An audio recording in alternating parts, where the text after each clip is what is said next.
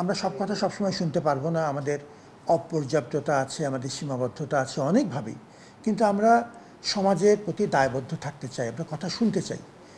এই জন্য আমি এই সংলাপটা চলমান রাখতে চাই, যতটুকু সম্ভব কথা বলতে চাই, শুনতে চাই। এবং সেই কাজটি আমরা তো জানেন যে গত 3-4 দিন হলো আমরা জয়েন করেছি। আমার পূর্ণ টিম এখনও সচল হয়নি। আশা করছি 1 সপ্তাহের মধ্যে আমার অপরাপর আজকে আমাদের ট্রেজারার মহোদয় যোগদান করেছেন। আমাদের উপাচার্য 2 জন আমরা আশা করছি তারা এখনও আসেননি, তারা যোগদান করবেন। এইভাবে আমরা টিমটা সচল করতে পারলে আমরা আশা করছি যে খুব দ্রুতই আমরা এই সংলাপ পর্বটা শেষ করতে পারবো। সংলাপ পর্ব যখন শেষ হবে তারপরে আমরা মোটামুটি সবার সমঝোতার ভিত্তিতে যেসব জায়গায় খুব বড় মাপের এখনও দ্বন্দ্ব আছে, কনফ্লিক্ট আছে, সেটিকে কিছুটা আমরা আইনগত পদ্ধতিগত বিষয় যদি থাকে সেটি নিয়ে চিন্তার বিষয় আছে। আর যেগুলি মোটামুটি আমরা কথাবার্তা বলে একটা রেস্টোরেটিভ প্রসেসের মধ্যে দিয়ে একটা সমাধানে আসা যায়, তখন আমরা সেটি নিয়েও তখন চিন্তা করব। এবং এরপর ইচ্ছা হচ্ছে যে পালাক্রমে ইন ফেজেস ছাত্রদের সুবিধা বিবেচনা করে, এবং সেটি হচ্ছে সবচেয়ে গুরুত্বপূর্ণ পয়েন্ট, ছাত্রদের সুবিধা, সেটি বিবেচনা করে আমরা ধীরে ধীরে বিশ্ববিদ্যালয় কার্যক্রম খুলতে চাই। কিন্তু এই পুরো প্রক্রিয়াটা যত দ্রুত সম্ভব করতে চাই, ইন ফেজেস, কিন্তু যত সম্ভব দেরি না করে চেষ্টা করছি। এখন এর ভেতরে আমাদের পাশাপাশি বিশ্ববিদ্যালয়ের যে মূল কাজ সেটি হচ্ছে জ্ঞান শুধু বিতরণই না, জ্ঞানের উৎপাদন, জ্ঞানের সঞ্চারণ, জ্ঞানের জন্ম দেয়া।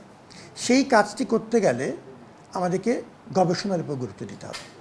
গবেষণার উপর গুরুত্ব দেওয়ার জন্য আমাদের কিছু নতুন ধরনের কাজকর্ম করতে হবে। সেটি করবার জন্য আমি আশা করছি এটি আমার দ্বিতীয় চ্যালেঞ্জ। যতদিনে আমাদের পুরো টিমটা সচল হবে, আমরা একাডেমিক কার্যক্রম শুরু করলাম মোটামুটি যদি করে চালু করে দিতে পারি, তারপরই আমরা রিসার্চের ব্যাপারটাকে একটু বেশি করে গুরুত্ব দিতে চাই। আমাদের এখনও যথেষ্ট আন্তর্জাতিক মানের শিক্ষকরা আছেন, তাদেরকে কী করে প্রশাসনের তরফ থেকে একটু সুযোগ সুবিধা দেওয়া যায়, ফেসিলিটেট করা যায়, এটি আমি খুবই আগ্রহের সাথে করতে চাই। আমাদের ইন্ডাস্ট্রির সাথে যোগাযোগটা বাড়ানো খুব দরকার। তত্ত্ব এবং বাস্তবতার ভেতর যে সংস্রব, সেটি যত বেশি করতে পারি সেটি দরকার। সমাজের সাথে আমাদের যোগাযোগ থাকা খুবই দরকার, এই কথা বারবারই বলছি। এবং এই ক্ষেত্রে সংবাদপত্র আমাদের একটি বড় ভূমিকা পালন করতে পারে। কিছু স্বেচ্ছাশ্রমের কাজের ভালো উদাহরণ আমরা তৈরি করেছি। এই বন্যা এবং আমাদের এই আন্দোলন পরবর্তী যে অত্যন্ত কঠিন জীবন যাদের হয়েছে, বিভিন্ন সময়ে তারা আহত হয়েছেন, বিভিন্ন পর্যায়ে তারা কোনো কোনো ক্ষেত্রে গুরুতর অঙ্গহানির শিকার হয়েছেন, আর যারা চরম আত্মত্যাগ করে আমাদেরকে ছেড়ে চলে গেছেন তারা তো আছেনই।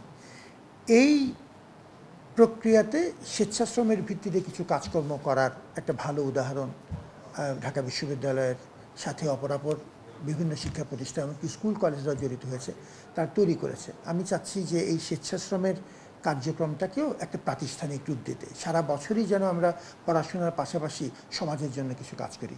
কারণ চূড়ান্ত বিচারে, এই কথাটা আমি কিছুটা রিপিট হলেও বলছি, চূড়ান্ত বিচারে আমরা সমাজের কাছে দায়বদ্ধ থাকতে চাই, এবং এটি সমাজের প্রতিষ্ঠান, এটি আপনার প্রতিষ্ঠান। আপনার সহযোগিতা ছাড়া আমার পক্ষে একা কিছুই করা সম্ভব না।